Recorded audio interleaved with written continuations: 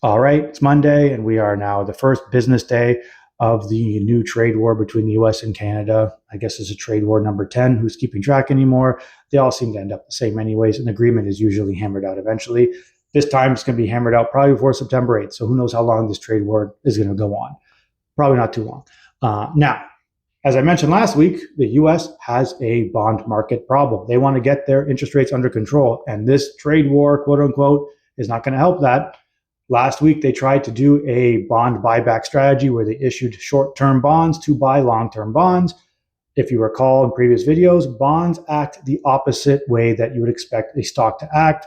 If you buy and buy and buy bonds, it drives down the price. If you sell and sell and sell bonds, it drives up the price, or in this case, yield, opposed to price.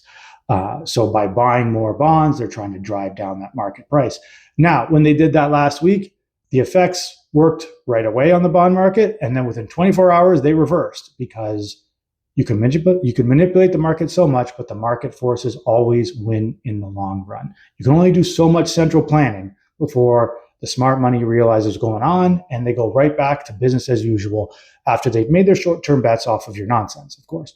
And today we have another version of this where there's a buyback of long-term bonds. The US Treasury Secretary is now buying more of these bonds. This time they're not doing a debt swap strategy in a way. They're not issuing new debt. They're just straight up buying them. Sure, why not? And it's driving down yields today, which of course it would, but will it only last 24 hours like last week's strategy and attempt at bond market control did?